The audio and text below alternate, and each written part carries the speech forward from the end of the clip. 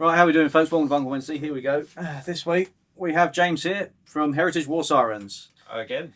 And yes, we're going to be talking about council emergency bunkers from the Cold War, folks, today. So let's have a look. So why were there emergency bunkers during the Cold War? It was all about sort of the resilience, if you like, that I think we spoke about in the last one. Back then, everything had backup plans and was, I suppose, fairly well thought out, But there was sort of different phases, if you like, in the UK sort of civil defence and these sort of bunkers, if you like. There was the initial Cold War period where there was the big building of the rotor bunkers and the things like that.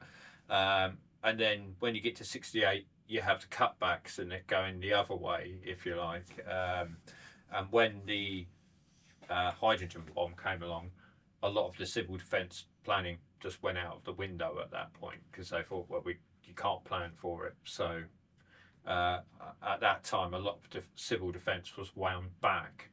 And then I suppose near the end of the Cold War in the 80s, you had that last big spurt of bunker building when Maggie Thatcher was in, obviously her and Reagan, and you had sort of that last huzzah, I suppose, of bunker building around the country, and that's when your water control bunkers, that sort of thing.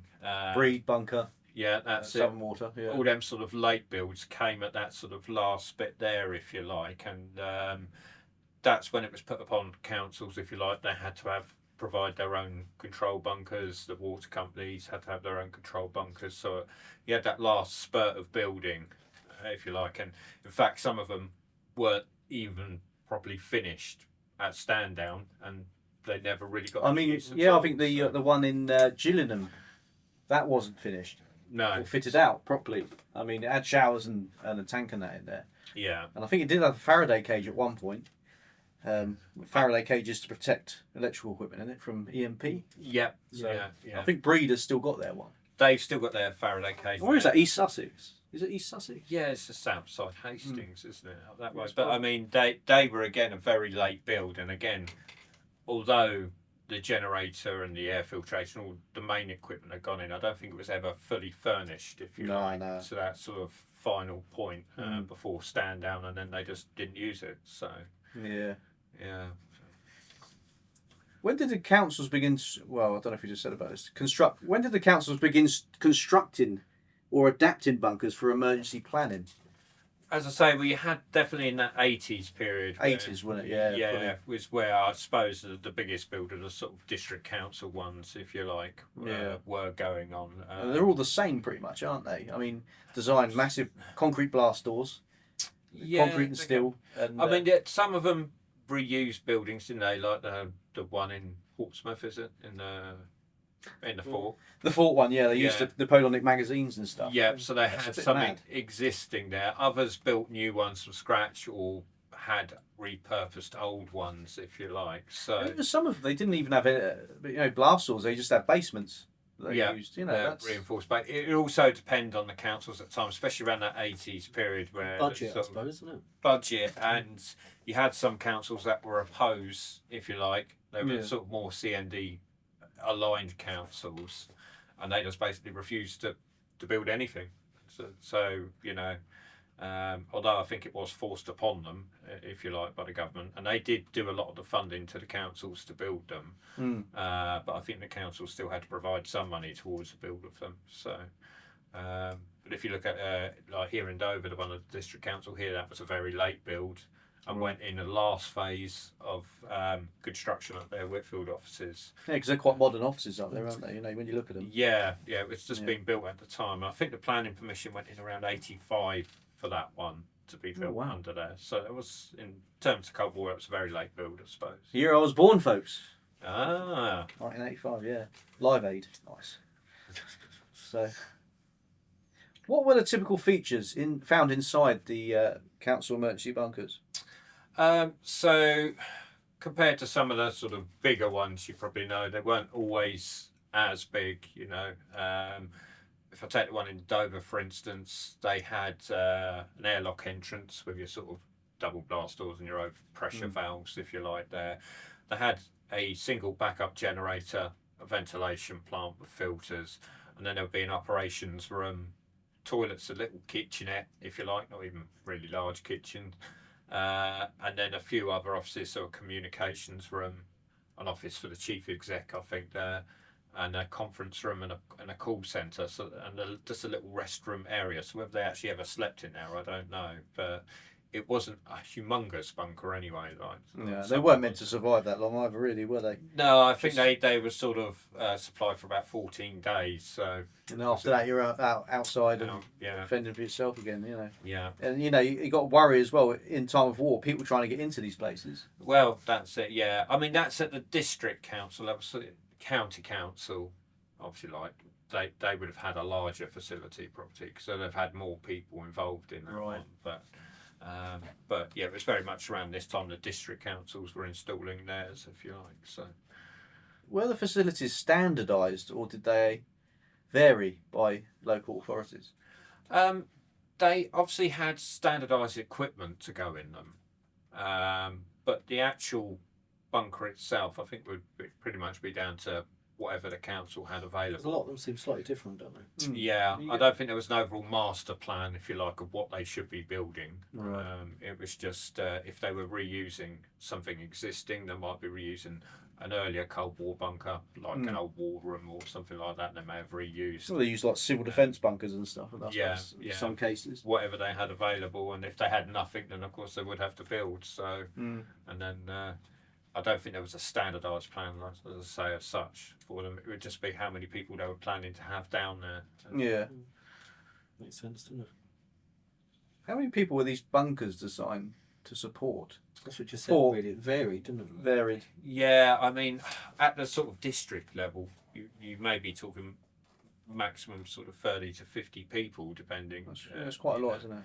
Yeah, it's still. But then, if you're operating a sort of hot bunk system, that most of these bunkers were designed for, they were never had a bed for everyone. It'd be as soon as one person got up, someone would be going to bed in it, to keep the facilities. What communication systems are installed in these bunkers? So, depending on what time period of the Cold War, there were a lot of different communication systems which ran throughout the country. You had obviously military ones, but then you had the civil defence ones as well. So the example of what we've got here is from the government emergency communication network. Right, let's have a look. So this is your new toy, isn't it? This is something I managed to pick up recently. So this is a British Telecom TSX50 switchboard system. So this was sold by them as a private branch exchange unit. So for big companies would use them when they had a lot of rooms in their offices. But these were also used on in the district council sort of bunkers on that emergency communication network. And this, you couldn't just plug it into a standard phone socket in the wall, if you like. Had to run off its own exchange switch gear. So they did have what they called SX2000 switch gear, which would be located in a EMP proofed cabinet, usually in the comms room, which had nuclear EMP proof filters on the outside of it. And this system was, if you like, this came along in the 80s. This was the first time you could communicate to any other bunker in the country with an ECN unit in there. Each were given their own ECN numbers, if you like. And so they could direct dial between ROC, between district councils, between government departments, between police and fire. They were all included on this one emergency communication system, and it was at that point separate from the public phone network. Right. So it was just for them to use, and they could, like you say, you could call up any other district council bunker on it and that sort of thing. It was used also post-Cold War. It was reactivated for a little while afterwards. Oh, right. And this was to do with their planning for, if you remember, the Millennium Bug in 1999, when they were worried about all the systems crashing. They temporarily reactivated the ECN system then, but they actually made some changes so it could use a public call network as well at that point, so it was open, if you like. But and then it was shut down again after that. and not been used again since. But so this was one example of a telephone system. This could also provide private branch exchange inside the bunker. So from this, you could call all the other rooms inside the bunker as well, if you like. So this That's was pretty cool. British Telecom, they did do some interesting stuff, didn't they? They during the Cold War, they had a lot of involvement in the communication networks from the RSC, from the sirens, from everything, if you like. Sort of involved British Telecom usually, and there were all other kinds of different systems. You had backbone and mould and linesman and all different systems that ran throughout the Cold War, if you like.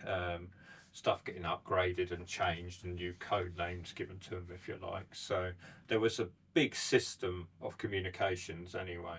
Yeah. So and again, with the picture behind, this is early Cold War, but this is from the protected repeater bunker. So this one's from the Stockport one. So that's actually the upper floor of the bunker, if you like. So this is the exchange equipment inside. So I think you've done some videos in the PR ones, haven't you? Yeah, we've done. It was up near Birmingham. Yeah, we went to one there. So these were first built earlier in the Cold War, if you like, around the 50s sort of time. And when they were just thinking about atomic bombs rather than hydrogen bombs, and their worry was all the sort of long distance lines that ran through the centre of cities were really vulnerable if it got hit. So they moved a lot of these trunk lines in a ring around the cities, if you like, to the peripheral of the cities. And these protected repeater stations were built. So they were semi-sunk usually. It would be one level completely underground and then an upper level, but all concrete reinforced, if you like. And that was all part of that communication system, if you like, to keep the country communication infrastructure protected from attack. So I think there was 6 or 8 of these PRs built in the end. There wasn't a lot, was there? There wasn't a lot. I think again with the advent of the hydrogen bomb, that was another They project. get semi-sunk, aren't they? It's like another project they then stopped doing because they thought, not a lot of point in doing that now. So, but also you got telephone wires and stuff like that, all above ground, going from pole to pole. I mean, you did have different systems throughout the UK. You even had a manual emergency switching system. So this was in a lot of the exchanges, and what you'd have is, do you remember the old manual switchboards from like World War II, if you like? The old pull things, yeah. They actually had these frames in some of these places, and they were in the lowest point of the exchange, usually in the cable shaft room, right at the bottom of the exchange, the most sort of protected area, if you like. And this ran on underground cables, so some networks were all underground only. Oh, right, yeah. And that was there again as a backup if all the automatic exchange system was destroyed. There was still a manual system with some lines of communication there. So yeah, because they talk about RSC posts. Yeah. Their communication was just the telephone. Just a telephone line. Yeah, so if that went down, they'd have to go out, try and repair it if they can, or, depending how far the damage goes back. Yeah, that's it, yeah. So, but I mean, a lot of this sort of early infrastructure, I say Openreach is doing their changeover program now, where a lot of these exchanges are going, where they're changing over to all fibre optic now. So the copper wires will be a thing of the past eventually, and all these old sort of resilient systems and that, they're all slowly being stripped out and disappearing. So they need to try and keep hold of one if there's one still immaculate. Yeah, as a I mean museum. the one in Stockport recently has just been gutted. That's all gone now. I think the site's actually up for sale now as well. So sure, get a car park there. I That's suppose. what's annoying. Strip it and then sell it. Well, you could have sold it on. Someone might have took it on as a museum. The money in the strip, though, eh? Yeah. So again, I think a few of the other PR ones have already been torn down, haven't they? I think there's already a few gone. I don't know. I'm not really. Portsmouth's still there. That's being used for something. Birmingham, Lynn Green or something. I think it's called near Birmingham. I think there's 1 or 2 which have actually been completely demolished now. Yeah. So they'll slowly disappear over. It's like the regional war rooms, isn't it? Yeah. I mean, the one in Bristol is quite immaculate, really, isn't it? That's not a bad condition one. Tunbridge Wells was pulled down, I think. Tunbridge Wells, and the one in Chislehurst is a house. Yeah. Right. What's the one in Gravesend? Was that a war room or is that a semi? It's What, the one you're going to? Yeah, I was going to say. No, that's just it's a civil defence bunker. It's underground, not Yeah. deep, but it's like it looks like a World War II style. Oh, underground so it's bunker, been, yeah. been reused. It might have been. I'm not sure on that. I haven't looked Yeah. on the history on that, but yeah, I'll see what I can find out. Then. yeah. It's been an interesting visit. You've never been there, have you? Don't think so. I went in 2008. Mm. I swear I have to go at some point. So many things to go to, isn't there? Yeah, it's the trouble. It's got an air raid siren there, isn't it? That you're looking at. Yeah, I was going to go up and speak to, when I was doing one of the events recently, one of the volunteers from there spoke to me. It's about coming up and having a look at it and letting them know more about it and details and that sort of thing. So, going to go up to one of their open evenings and have a look, see what it is. Yeah, they do. I think they do a presentation and all that stuff, don't they? They sit Yeah. you down, talk about things and stuff. Yeah, so it's well worth a visit, folks, if you haven't been there. Yeah. Right, back to the history, folks. What? Yeah, this is interesting. What kind of monitoring equipment did they have for radiation and fallout in the council bunkers? Actually, in the council bunkers, I think it would have been more sort of your personal sort of monitoring Right, stuff. so whatever's as coming in opposed to- near enough, yeah. Yeah, I mean, obviously the later builds they were well constructed in the way with them sort of airlocks, if you like, with the overpressure valves. So when you're entering them, the bad air can't follow you in. If you Yeah, like. so it's high So pressure It's higher inside. pressure inside like that. Mm. They may have. I know in some of the Southern Water ones, they used to have little monitoring units on the wall, if you like, to detect if anything was getting into the bunker. Oh, right. So maybe something like that, but I don't know if they'd have had anything rock style, you know, with it poking through the roof. Yeah, I and mean, tape readings. The group headquarters for Royal Observatory Yeah. had their ground zero indicator and that, didn't they? I think Yeah. one in Maidstone has. And Yeah. Yeah. I think that the councils are more sort of on that emergency response, so they're more correlating what supplies they've got, where people are at, that sort of thing, if you like, and they would hear back from ROC about what radiation levels are like in their area to know, if you like, where to go. So, yeah, I think it would more sort of be personal stuff, if you like. I suppose if they're in a decent bunker out there, you wouldn't have to really worry, would you? Yeah. You know. Yeah. Who would have staffed these bunkers in a real nuclear emergency? So most of it would have been council workers. So there would have been people selected, if you like. Different departments, Yeah. sort of. Whether they knew or not, you know, that they've been selected. But at the time, You've of been the selected, war- you haven't. Yeah. You've been Yeah. selected, I mean, you haven't. that's when people don't turn up. Yeah. You know, it's You'd have obviously have had the sort of leader of the council, if you like, and like David, they had an office in there for the chief exec, so that's a definite that he's there. You'd have probably had some senior people from different department heads, if you like, in there, if you like, and I don't know if it went as far as ROC, where you'd have had a few scientists or anything like that in the sort of council ones, if you like. I think it was more sort of you may have had someone from fire and police in there though, because it's sort of local contingency, if you like. So in that film Threads, you can see that in action, can't you? yeah, it's sort You know, of they're all all the talking different. about different things and stuff, Yeah. food and Yeah. all that stuff. Were there any routine drills or exercises held within these facilities? Again, when they did the sort of big nationwide civil defence exercises, They're all they would have been included in. Oh right, yeah. So they would have done. I think the Dover one only did one or two, if you like, before stand down, if you like. Oh right. Although they did actually use it for the Hurricane. It was activated. Oh, was for it? that in 1987. 1987. So yeah, it did see one sort of emergency use, if you like. The only reports that sort of came from that is they realised they had massive problems with their communication systems when they actually came to use it for real. So obviously there was more work to be done in there, but Yeah. I think time maybe run out for it in the end with stand down and whether anything got improved or not. You reckon lack of maintenance or? I think maybe it was more a budgeting thing, you know, maybe the systems weren't completely finished or they didn't have enough. You know, I think there was a newspaper report they didn't have enough telephones and things like that down there, which seems crazy to me. I think the whole council building must be full of telephones, but Yeah. Just go upstairs just and go get to Briggs on down. Yeah. Yeah, but Sounds like excuses, doesn't it? Were they connected to parts of the national warning system, such as regional seats of government, carrier control points? yes, so they would have had a carrier control point in them usually, and it would probably have been one like this. So, Let's have a look, folks. So this is the WB 1400. So unlike the rock ones, the speaker is just a plastic shelf-mounted one, if you like. So not as heavy duty as the metal ones that you get in the rock posts, if you like. The receiver speech itself looks very similar, but you see it says WB 1400 on that as opposed to 1401 on the rock post one. Yeah. So the only difference between this one and the one you've got on the wall up there, the 1401 had a select call facility, so they could actually, from the CCP, just put messages out to 1401s, which would have more been training exercise sort of things with the ROC.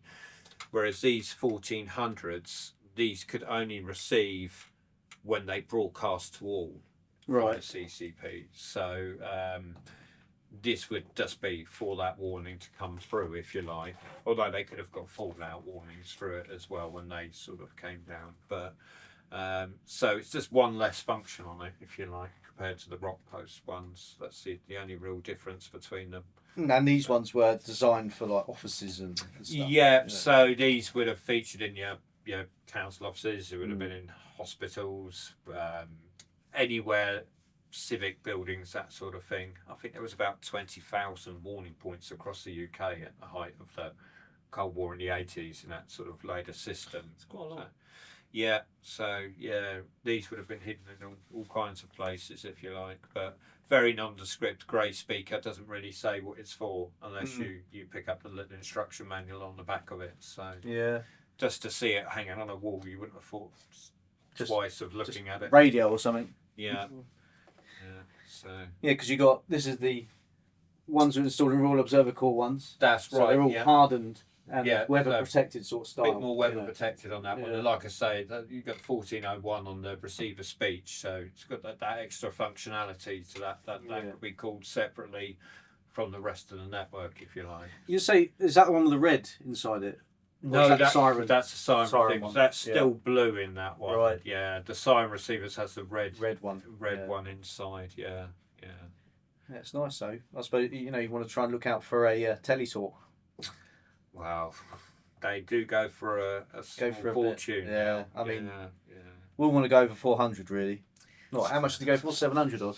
Christ. 700, I think. Yeah, Yeah. yeah, it's up over 700. Yeah, more than that. It'd be nice, but you got to be careful because some of them are quite rusty, aren't they? As well. That one was a bit rusty, and Yeah. part of it was like the name of like British Telecom on it was Yeah. coming off. Well, that was a good thing about like, this British Telecom unit here. It was used on the sort of ECN network, so there's a bit of Cold War history, but it's lesser known, so it doesn't go for the big bucks, if you like some of the ROC stuff does now. So, At the moment, at the moment. yeah. So Yeah. we're getting fast. Like some of this Russian, East German stuff. Mhm. The equipment on that, buying that stuff years ago was really cheap, but now people like reenactors are getting involved in that stuff. Yeah. So Now it's going up. it's going up. Yeah. Yeah. And I suppose there's less of it out there the more it's bought up. Yeah, that's it. Yeah. Yeah. All right, what we got here? Are there any surviving examples of well-preserved council bunkers, to your knowledge? Well, I'm not sure if there's any actually open to the public, Don't think there really. is, I mean, no. because the problem with the sort of council ones, if you like, is that they're either still underneath the council offices, which are sort of an occupied space. I mean, I know the one in Dover, for instance, is used as storage, so it's not anything. Makes you wonder though, doesn't it? How many out there are still just, they've locked them up and just sort of... Yeah, there Yeah, probably be will nice be with that, some yeah. which are just locked up. I mean, a lot of them they did use them as free storage space for files and old Yeah, yeah, paperwork, that sort of thing. It tends It'd to be nice there if some of them fake. were just left and then used to storage, but everything was still We're still left in there. Yeah, Never know. I think a lot of the time we stand down to get repurposed. The stuff gets taken It's all still out new, the isn't way. it? So it's like, we don't need that. Don't need Rip that out. Yeah, But yeah, I think there's a place underneath a block of flats in London. I can't remember exactly the name of it, but it's a bunker. I don't know if it was a council bunker. I can't remember. I think it was, and Oh, it's just the one that's got flats built above Yeah, it. yeah. It's actually built as a block. Mm. Yeah, I've seen that one. Mm. Yeah. I think that was quite preserved in there, like the booths and that for telephone stuff. And Yeah. I think the actual sort of furniture's gone now, hasn't it? I think when you I think looked at yeah, it, it looked it's just the quite basic bits that still left. You know, That it's left, nailed to the wall. Well, anyone out there that works in a council building, That's it. Any council send us some pictures or an invite. invite would be lovely. Yeah, come and see your bunker, folks. Film it. Yeah, we're all. Well, there's a few bits like the SX 2000 cabinet. I'd love to see, and so I've seen photos of the cabinet, but I've seen a photo of one opened up, if you like. So that'd be Yeah, interesting there's got to be see. someone out there. Yeah. Come on, folks, please. Let's, Yeah. let's look into that. All right, so where are we going here? Oh yeah, did larger cities like London, Birmingham, Glasgow have more advanced centres? If you like, I suppose if you're thinking of like I said, when you get to the county council level, they're sort of bigger installations because they were designed for more people. And I should imagine, when you get to sort of London boroughs and things like that, probably be larger facilities. But again, it just depends whether they were reusing something existing or whether it was purpose built for them. I mean, London and the big cities like that would have Yeah. been heavily bombed, wouldn't they?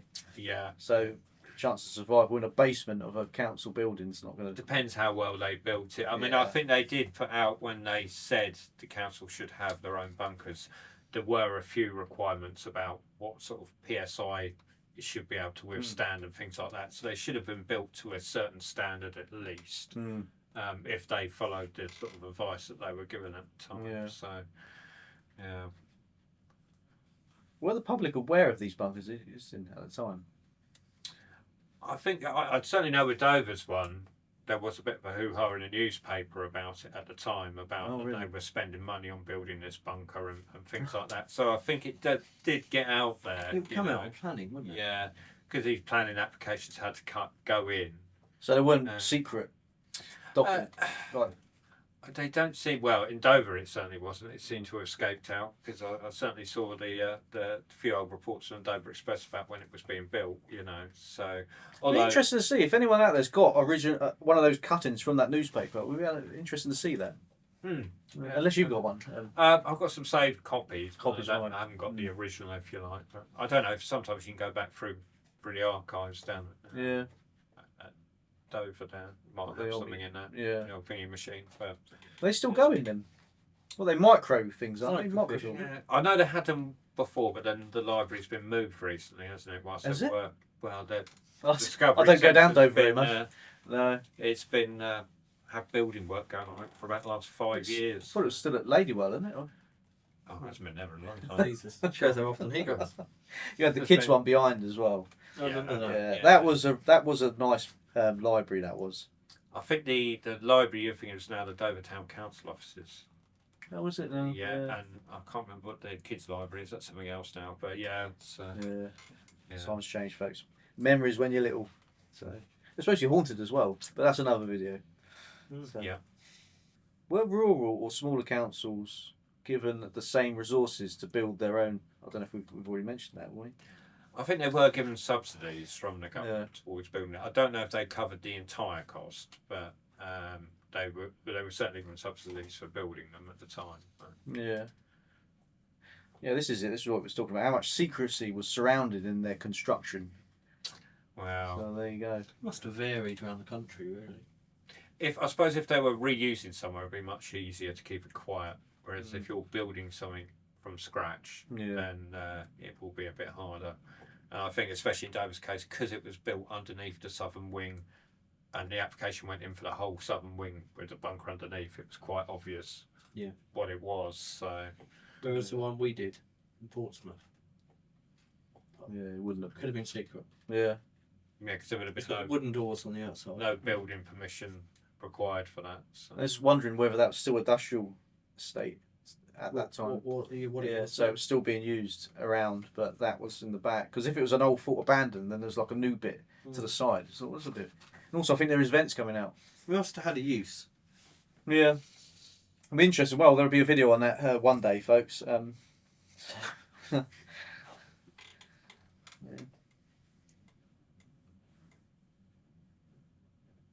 What happened to the bunkers after the Cold War ended? I mean, like we're saying, storage.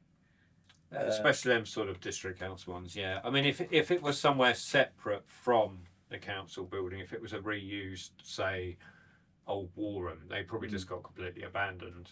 But if it was integral and part of the council building, if you like, they tended to just turn into that sort of storage facility sort of trap, if you like, where Everything gets dumped. Everything dumping ground, if you like. Yeah.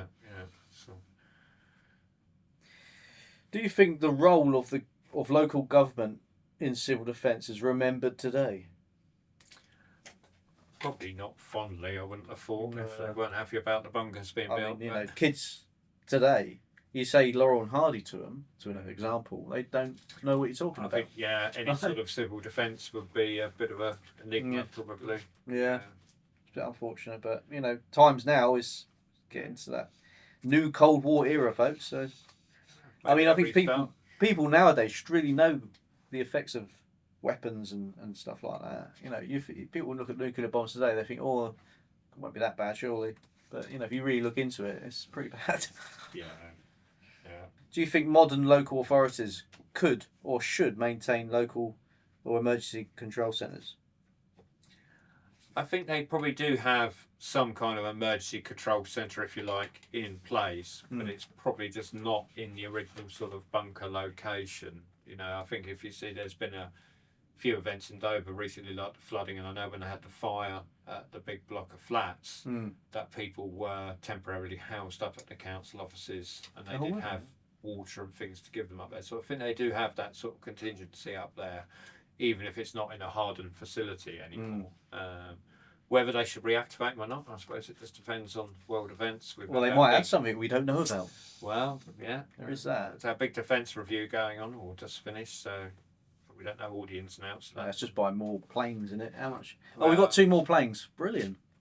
I think they've got the F-35 nuclear bombers coming. Oh, are they? 12 of those. I thought it was all ICBMs now. I didn't know they. No, I think they're giving nuclear bombs back to the Air Force as well now, so we're going to have 2 prongs. Nice. We're going to have F-35s that can carry them. Oh, right, yeah. Oh, yeah. I mean, bring back the old Victor and the Vulcan bombers. Oh, nice. Oh, the Vulcan. Actually, a fan out there is actually sending a camera from a Vulcan bomber.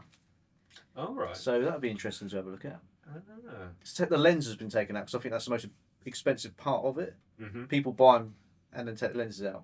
It's Okay. worth thousands or something like that. Oh, okay. But I will get some information off him. Yeah. And then we'll do a video about that. So, yeah. All right, on that note, folks, thanks very much for watching. Another one done. You. Council bunkers, local council bunkers, amazing stuff. Check out Heritage War Sirens, Facebook and YouTube, and Attic Boy 11. And he's got a Merlin Facebook page. If you like Merlin engines, folks, he's got a massive Merlin engine. So, yeah. Yes. So thank you very much. See you soon. Thanks, guys.